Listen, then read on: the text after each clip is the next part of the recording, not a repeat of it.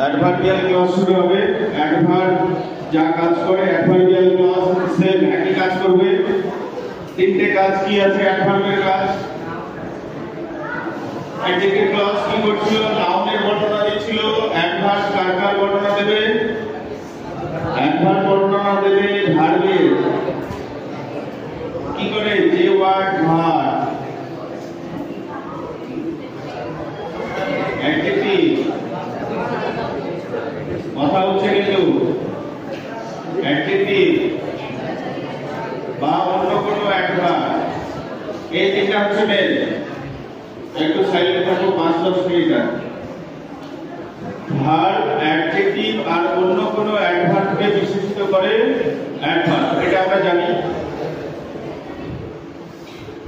আর adverb আরো যদি বড় ইয়েতে ভাবো তাহলে হচ্ছে প্রোনাউন বাদে এর সবকিছুকে বিশেষিত করার ক্ষমতা এর আছে। একটা পুরো সেন্টেন্সকে বিশেষিত করার ক্ষমতা অ্যাডভার্বের আছে।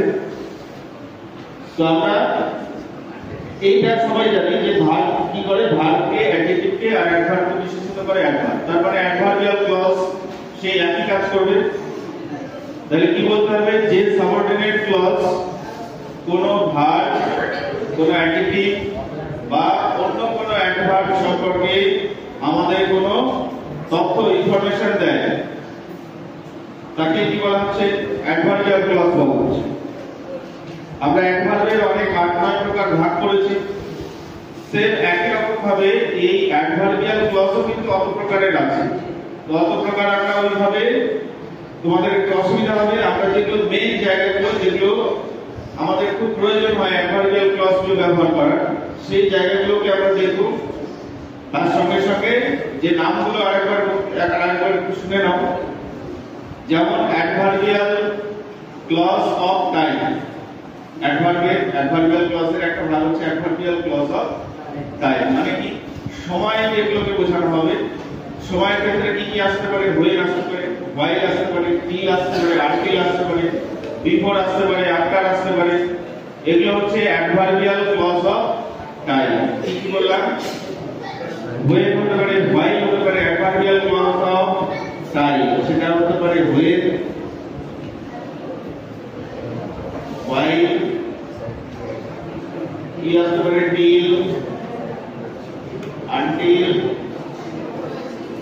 আর কি হতে পারে? Before, after. এগুলো আসবে বিফোর, আফটার, সময়, টাইম যেগুলো বোঝাবে। এগুলো হচ্ছে কি অ্যাডভার্বিয়াল ক্লজ অফ টাইম। টাইমের মধ্যে পড়ছে এগুলো adverbial clause of time.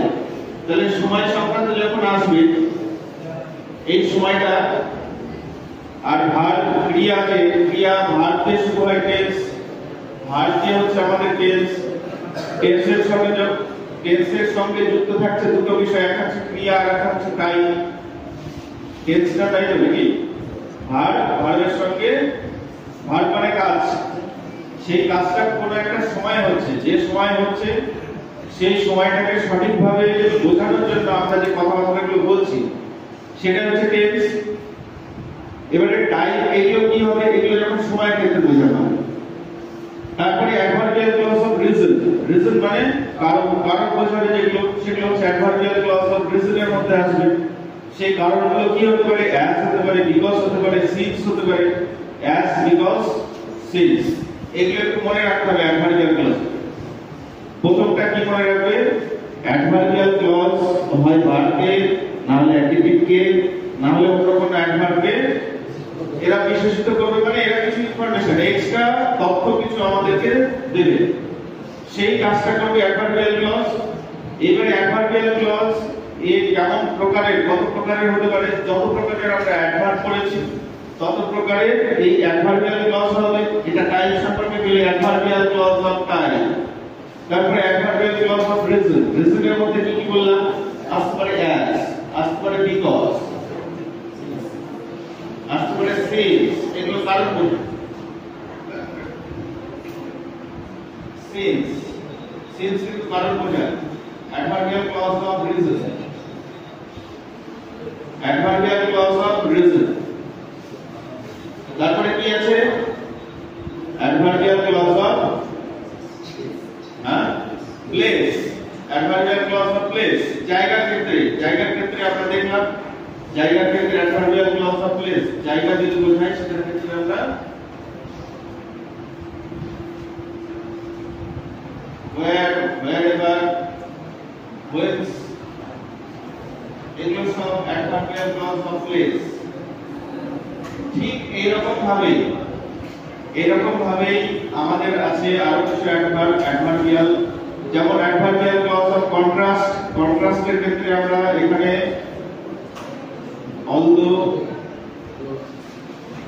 although বা though, কন্ট্রাস্ট মানে বিপরীত ভাব। যখন বিপরীত ভাব আসবে তখন আমাদের though অথবা although দিয়ে জয়েন করতে হবে। যখন কোন সিদ্ধান্তের দিকে যাবে, হ্যাঁ, রেজাল্ট, কোন একটা রেজাল্টের দিকে যাবে, অ্যাডভার্বিয়াল ক্লজ অফ রেজাল্টের দিকে যখন যাবে তখন কি চলে আসবে? সো দ্যাট আসবে, সো দ্যাট, এগুলো আসবে। আবার তুলনা যখন করা হয়, comparison, adverbial clause of comparison মানে তুলনা করা। তুলনাতে আমরা করেছি ডবল এস এর ডিগ্রি চেঞ্জ করেছো, ডিগ্রি চেঞ্জে যেগুলো করেছো সেগুলো কিন্তু সব কিন্তু ওগুলো অ্যাডভার্বিয়াল ক্লজ দিয়ে ওগুলো করা আছে। He is as tall as I, সে হচ্ছে আমার মতই লম্বা। ওখানে ক্লজটা কি হলো? He is as tall as I am. ওখানে পরের যে ভার্বটা, সেই ভার্বটাকে আর লেখা হয় না, ওটা বুঝে নিতে হয়।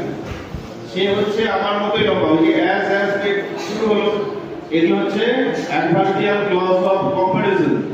তাহলে ডবল এস, এখানে কম্পারিজন, অ্যাজ এগুলো চলে আসবে। এই যে টাইমের মধ্যে, এগুলোর মধ্যে চলে আসবে। নো সুনার, এগুলোর সময়ের ক্ষেত্রে চলে আসবে। নো সুনার দিয়ে তৈরি হবে অ্যাডভার্বিয়াল ক্লজ। আমাদের এগুলোর মধ্যে যেগুলো সবথেকে বেশি ব্যবহার হয় সেগুলো আমরা শিখব। যেগুলো লিখলাম এগুলো সবই ব্যবহার হয়, এগুলো সম্পর্কে জানতে হবে। হোয়েনটা হচ্ছে টাইম বোঝাবে, সময়ের ক্ষেত্রে। হোয়াইলটাও সময়ের ক্ষেত্রে বোঝাবে। এই দুটোর মধ্যে পার্থক্য হলো, যখন কন্টিনিউয়াস এর ইউজ হবে তখন আমরা হোয়াইলটাকে প্রেফারেন্স করব, কন্টিনিউয়াস টেন্স যখন থাকে তখন হোয়াইলটাকে প্রেফারেন্স করব। আর হোয়েনটা যে কারোর সঙ্গে বসতে পারে। টিল, আনটিল এগুলো পর্যন্ত অর্থে ব্যবহার করা হয়। বিফোর, আফটার এগুলো তো আমরা পারফেক্ট টেন্সে করেছি, তাই না? বিফোর, আফটার, পাস্ট পারফেক্ট যেগুলো করেছি, সে আসার আগে আমি এটা করলাম, আমি আসার পরে সে এটা করলো। বিফোর, আফটার দিয়ে আমরা করেছি ওগুলো পারফেক্ট, পাস্ট পারফেক্ট এর ক্ষেত্রে। অ্যাজ তে কি হবে? অ্যাজ মানে যেহেতু বা কারণ, এর মানে হচ্ছে যেহেতু। অ্যাজ মানে যেহেতু বা কারণ বোঝাতে। যদি দুটো সেন্টেন্স, যে দুটো সেন্টেন্স দেওয়া আছে সেই দুটো সেন্টেন্সের মধ্যে যদি দেখো যে কোনো কারণের উল্লেখ আছে এবং তার সঙ্গে সঙ্গে কারণ আর কাজ, দুটো সেন্টেন্সের মধ্যে কার্য কারণ সম্পর্ক, যে দুটো সেন্টেন্স জয়েন করতে বলবে সেগুলোর মধ্যে যদি কার্য কারণ সম্পর্ক থাকে তাহলে আমরা কি দিয়ে জয়েন করব? অ্যাজ দিয়ে। কার্য কারণ, কার্য মানে কাজ, আর কারণ, কারণ মানে হচ্ছে কোনো কাজের নিশ্চয়ই কারণ থাকবে। যদি কার্যকারণ সম্পর্ক থাকে তাহলে যে সেন্টেন্সটা কারণ বোঝাবে সেটার ক্ষেত্রে আমরা অ্যাজ কে জয়েন করব। অ্যাজ, সে স্কুলে আসেনি, সে স্কুলে আসেনি, সে হয় অসুস্থ। তাহলে এই দুটো সেন্টেন্সের মধ্যে কি আছে? একটাতে কারণ দেওয়া আছে, স্কুলে না আসার পিছনে কারণ কি? সে অসুস্থ। তাহলে সেন্টেন্সটাকে আমরা জয়েন করে বলতে পারি অ্যাজ হি was ill, যেহেতু সে অসুস্থ ছিল, as he was ill he could not come to school, যেহেতু সে অসুস্থ ছিল সেজন্য সে বিদ্যালয়ে আসতে পারেনি। এই রকম যদি কোনো কাজের পেছনে কারণ দেওয়া থাকে তাহলে আমরা as দিয়ে জয়েন করব। যদি এখানে বিকজটা জানা আছে আমাদের, since, because একই অর্থে, এগুলো কারণ, কোন রিজন মানে সেগুলো কারণের অর্থ বহন করবে। এগুলো তো প্লেস, জায়গা বোঝাবে, আবার জায়গার ক্ষেত্রে বোঝানো হবে। এইবারে ব্যাপার হলো মাথার মধ্যে এখন কি হবে? মাথার মধ্যে অসুবিধাটা হবে। একটু আগে দেখলেন where দিয়ে হচ্ছে নাউন ক্লজ, where দিয়ে হচ্ছে অ্যাডজেক্টিভ ক্লজ, where দিয়ে হয়ে যাচ্ছে আবার অ্যাডভার্বিয়াল ক্লজ, when দিয়ে আবার দেখছি এটা অ্যাডজেক্টিভ ক্লজ হয়ে যাচ্ছে। তো আমরা অ্যাডভার্বিয়াল ক্লজটাকে বের করব কি করে, মানে দুটো এই যে তিনটে ক্লজ আলাদা করব কি করে।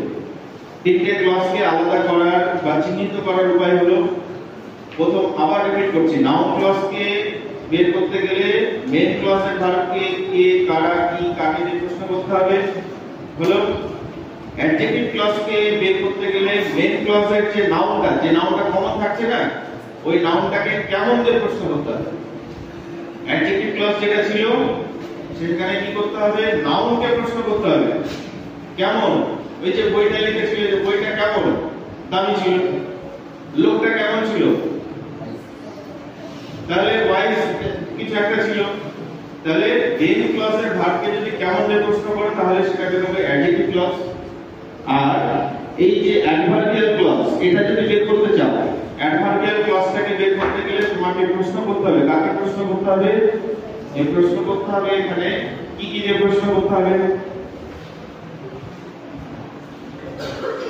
কখন, কখন দিয়ে প্রশ্ন করতে হবে, কেন দিয়ে প্রশ্ন করতে হবে, কখন, কেন,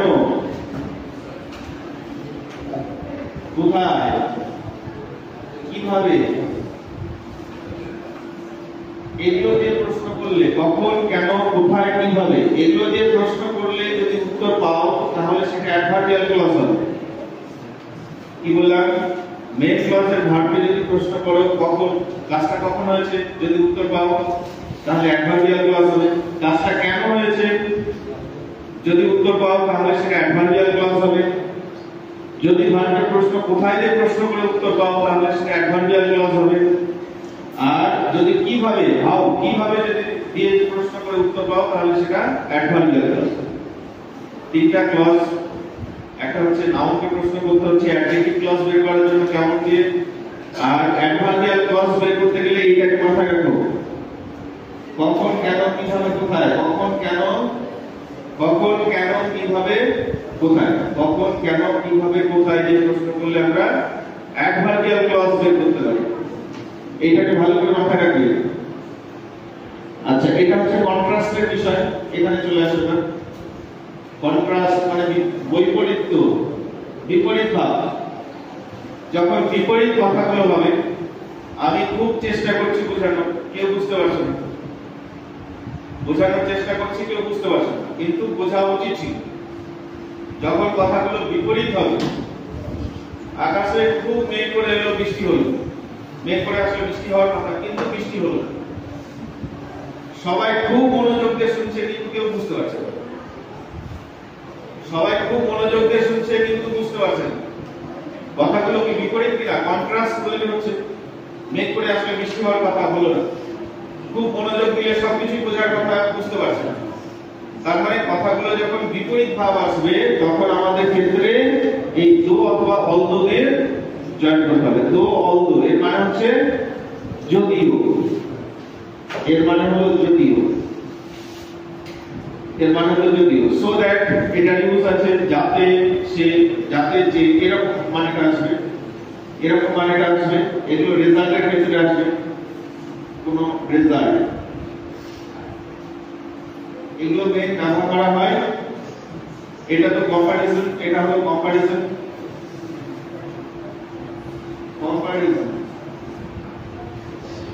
তুলনা, তুলনা করার ক্ষেত্রে আমরা ব্যবহার করি কম্পারিজন।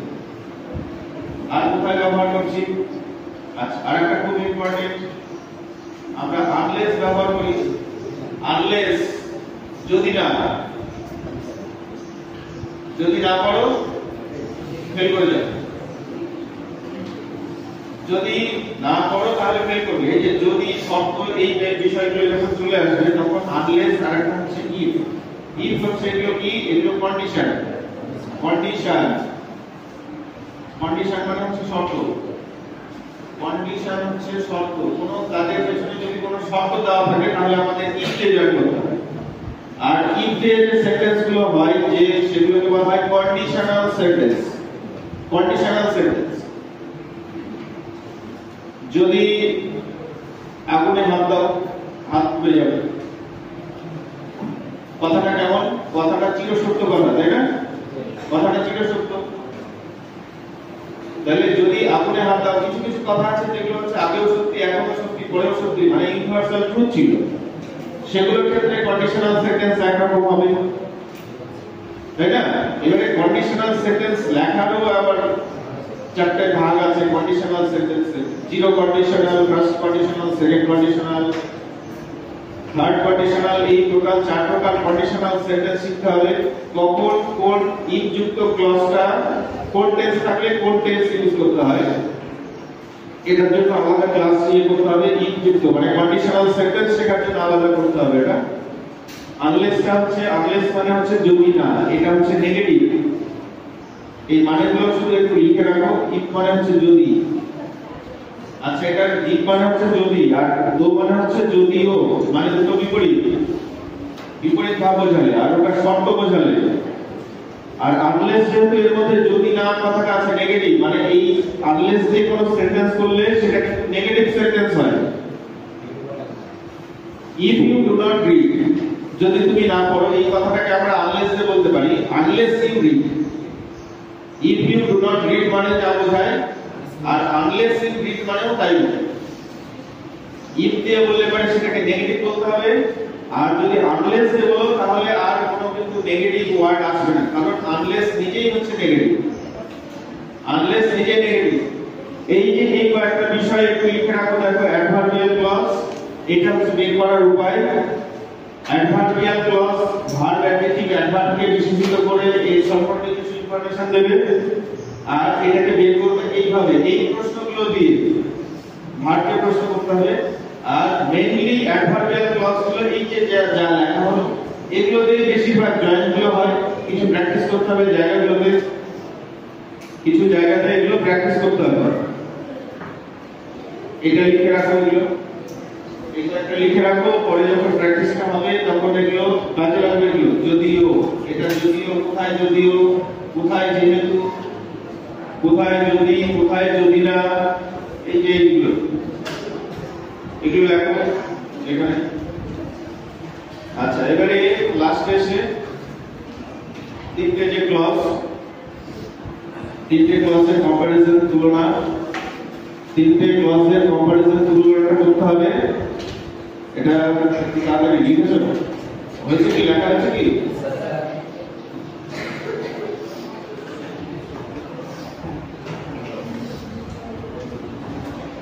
মুছে দিলাম এই সাইডটা।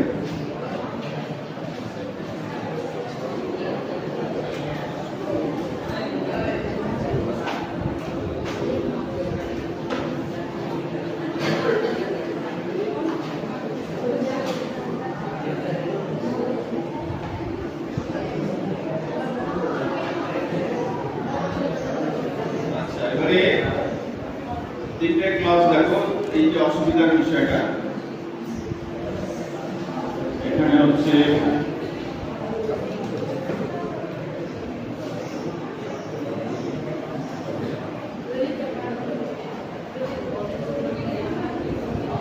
একটা সেন্টেন্স লিখছি, আর 2 মিনিট টাইম দাও। দেখো এখানে I know wire he was born, এটা ভার্ব, ভার্বের পর থেকে শুরু হচ্ছে কি হচ্ছে এটা নাউন ক্লজ, জানি কি জানি সে কোথায় জন্মগ্রহণ করেছে। আবার এইটাকে আমরা যদি লিখি I know the place, I know the place, এটাই হচ্ছে মেন জায়গা। এই জায়গাটা তিনটে ক্লজ পাশাপাশি লিখে রাখো, বোঝার সুবিধা হবে। আই নো দ্য প্লেস, আমি জায়গাটা জানি। where he was born, এবারে লক্ষ্য করে দেখো এটা কি দিয়ে প্রশ্ন করে পেয়ে গেলাম উত্তর, নাউন ক্লজ হলো। এইবারে দেখো এটা কি করছে, জায়গাটা, এটা কি প্লেস হচ্ছে নাউন, নাউন মানে এখানে হচ্ছে অ্যান্টিসিডেন্ট, এটা হচ্ছে অ্যান্টিসিডেন্ট, এটাকে অ্যান্টিসিডেন্ট বলা হয়। এবারে অ্যান্টিসিডেন্টের সম্পর্কে যেটা বলে সেটা হচ্ছে অ্যাডজেক্টিভ, সেটা হলো অ্যাডজেক্টিভ ক্লজ।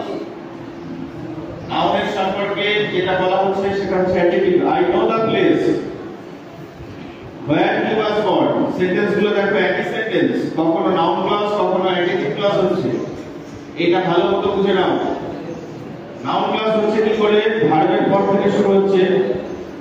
এখানে আরেকটা বিষয়, এই যে অ্যাডজেক্টিভ ক্লজের সামনে যে অ্যান্টিসিডেন্ট, এই অ্যান্টিসিডেন্টটাকে যদি তুলে দেওয়া যায়, তাহলে সেটা নাউন ক্লজ তৈরি হয়ে যাবে। অ্যান্টিসিডেন্টটাকে তুলে দিলে পরে নাউন ক্লজ তৈরি হয়। দেখো এখানে প্লেসটা কেমন প্লেস, যেখানে সে জন্মগ্রহণ করেছিল। আবার I visited